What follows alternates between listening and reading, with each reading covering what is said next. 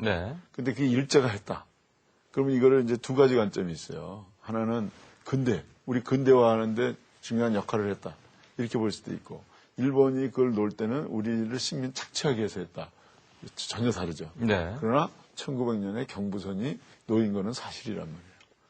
근데 네. 그게 예를 들어서 우리 착취하기 위해서 한 거니까 그거 부정하고 싶다 그래서 그때 경부선이 안 놓였다고 할 수는 없다는 그런 얘기죠. 그렇군요. 그거 왜 그러냐면 내가 그 말씀드린 우리 박물관 100주년을 작년에 했잖아요. 네. 작년에 100주년 하기 전에는 우리 박물관의 역사가 100년의 역사가 아니라 60년이라고 그랬어요. 네. 왜 그러냐면 해방 이후부터 쳐서. 네. 근데 그 45년 그 박물관은 1915년에 총독부 박물관의 소장품과 건물을 가져간 겁니다. 네. 그러니까 총독부 박물관부터 이걸 매구를 하기가 저거 하니까 45년부터 한 거예요. 네. 근데 마침 1909년에 제실박물관이 있었어요. 1909년에. 네. 그게 우리나라 최초의 박물관입니다. 근데 그거는 일제 전이에요. 그래서 이제 그거에서부터 맥을 우리가 다시 이은 거죠. 바로 이제 제가 그런 말씀을 드린 거예요. 있었던 건 있었던 거고, 그것이 식민지 성격이 있느냐 없느냐는 그 해석의 문제지, 있는 것 자체를 아니라고 해서는 안 된다는 얘기죠. 예.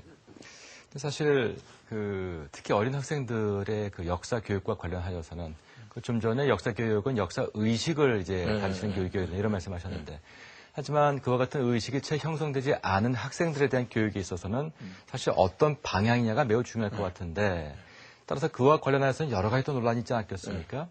어떤 교육을 특히 어린 학생들에게 하는 것이 가장 바람직하다고 보십니까? 저는 어린 학생한테는 그래서 이제 박물관이 중요하다고 생각하거든요. 예. 오히려 이렇게 책에서 보고 이런 것도 중요하지만 이 박물관에 와서 유물을 본다든지 또는 자기 문화유산이 있는 유적 현장에 간다든지 그런 데 가서 자꾸 느끼게 하는 게 중요하다고 생각해요. 네. 그러니까 역사의식을 하는 방법은 갖게 하는 방법은 아까 우리 교육이 역사 너무 지식 중심이라고 그랬잖아요. 네. 좀 체험 중심으로 어릴 때부터 해서 옛날에 화랑도들이 교육을 한 걸 보면 이 화랑도들은 이 교실에서 공부한 게 아니라 전국의 산천을 다니면서 명승지를 보면서 거기서 국토에 대한 우리 문화에 대한 이런 체험을 가지고 민족의식이든지 또는 국가관을 갖게 되거든요. 네. 그래서 사실 우리 박물관에도 작년에 내가 원화 화랑 프로그램이라는 걸 만들었습니다. 그래서 우리 중고등학교 학생들이 학교에서는 이제 주로 교과서 중심으로 배우는데 우리 와서 우리 유물도 보고 우리 유적지도 보면서 또 유물도 직접 만져보고 근데 진품은 아니고 그거는요. 네. 그거는 이제 모조품입니다만은 그래서 예를 들어서 백대 대학로다. 그러면 우린 지금 사실 보기밖에 못 하잖아요. 그 안에가 어떻게 돼 있는지 그것도 좀 만져보고 싶고 그래서 하여튼 먼저는 체험학습에서부터 시작하는 게 저는 올바른 역사 교육하는데 중요하다고 생각합니다. 바로 그 역사 교육의 중요성은 다른 나라라고 해도 틀린 말이 아닐 것 같은데요. 정말로 안타깝고 정말로 화가 나기까지 하는 내용들을 보면 얼마 전에 그 중국에서의 그 동북공정 문제가 또 있었고 뭐 일본이야 뭐 말할 것도 없이 뭐 왜곡이 심한 나라로 알려져 있는데 이러한 역사 왜곡에 관하여서는 글쎄 우리가 어떻게 대처하는 것이 바람직하다고 보시는지요? 예, 뭐 중국 고구려사 왜곡은 제가 이제 대책위원장도 그러셨죠. 또 고구려연구재단도 이제 설립하는데 이제 주체적으로 참여를 했는데요. 우리가 생각할 때는 21세기 글로벌 사회다 뭐 이렇게 얘기하니까 오히려 이 국가와 민족보다는 이제 경계를 넘자 이러는데 그 방향은 그렇게 갑니다만은 그럴수록 더 굉장히 블로킹이 이제 형성되는 것 같아요.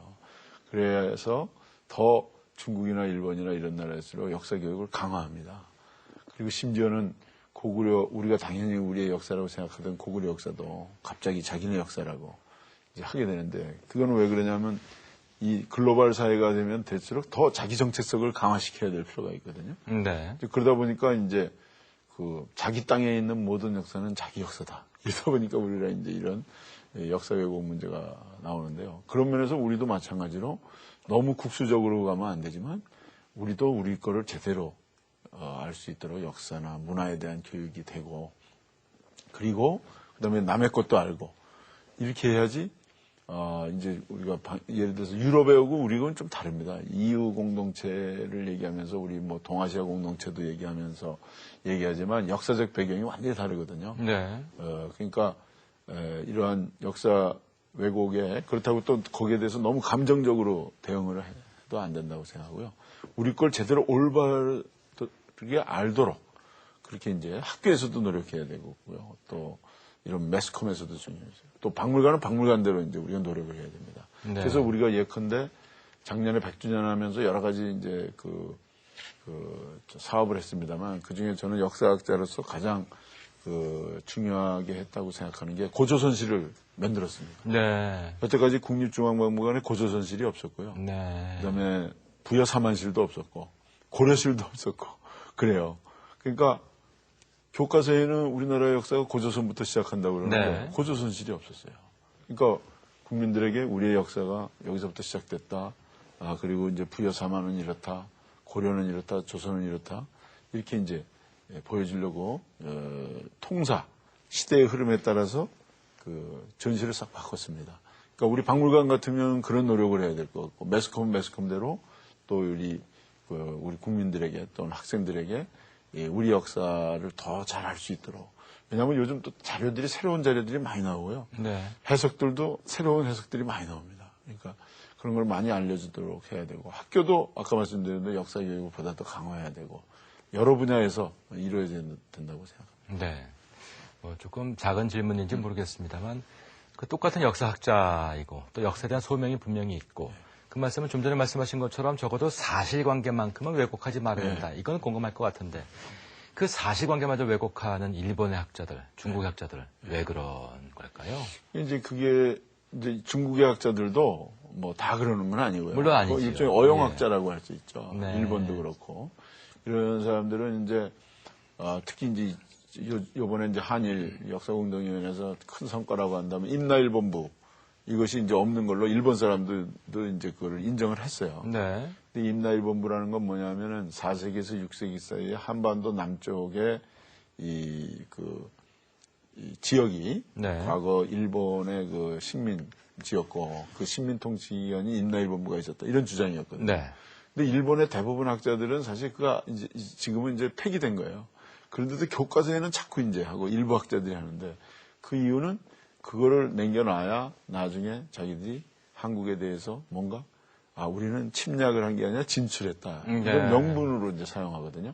이 고구려 같은 경우도 이제 고구려가 중국 소수민족의 지방 정권이다 자꾸 해놔야 나중에 북한에서 어떤 정치적인 변화가 있을 때 중국이 개입하고자 하는 이런 어떤 연결고리로서 이제 활용하려는 거거든요. 네. 굉장히 정치적인 목적입니다. 그래서 우리는 거기에 대해서 대응 논리도 잘 해야 되고 더 그렇지 않다라는 걸 한 근거들 이런 것들을 더욱더 이제 우리가